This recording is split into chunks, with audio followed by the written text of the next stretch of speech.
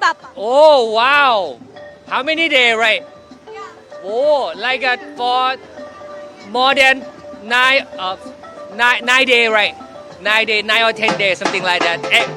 Every day before this day. And where you will come here? Sorry? When you will come here? Where? When you come here? 4-5 days ago. Okay. Thank you. Okay. Welcome. So, Ganpati Bappa Moria. Ganpati Bappa. Ganpati Bappa. Wow.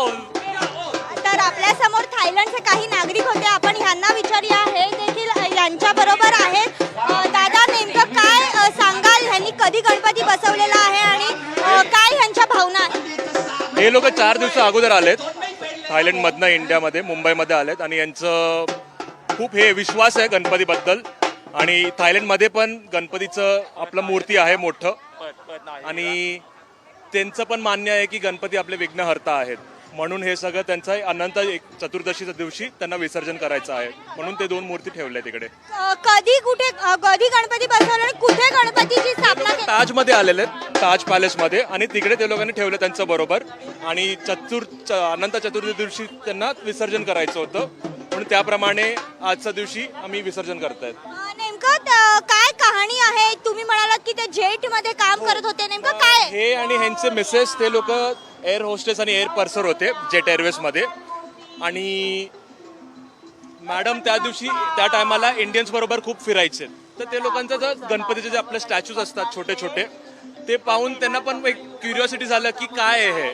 आणि त्या टायमापासून आतापर्यंत त्यांना ते वाटतं की गणपती काही विषय नवीन ते चालू करतात तर अगोदर त्यांनी गणपतीला त्यांचं प्रे करतात आणि त्याप्रमाणे त्यांचं काही विघ्न असणार तर ते विघ्नहर्त्याला ते प्रे करून पुढे बिझनेस, इव्हन त्यांचा जे बिझनेस आहे कॅबिन क्रू डिपार्टमेंट, ते लोक तसंच अगोदर गणपतीला त्यांनी नम्रकरण करून चालू केले. आता धन्यवाद दादा माहितीबद्दल. तर आपण बघितलं की हे जे लोक आहेत हे थायलंडवरनं आलेले आहेत. गणपती बाप्पाचं ते देखील आज विसर्जन करतात. जवळपास 5 ते 7 दिवस यांनी गणपती बसवलेला होता. ताज पॅलेसमध्ये हा गणपतीची स्थापना त्यांनी केलेली होती आणि आज हे सगळेजण आपल्या संस्कृतीप्रमाणे गणपती बाप्पा मोरया, पुढच्या वर्षी लवकर या असे म्हणत बाप्पाला निरोप देताना पाहायला मिळत आहेत.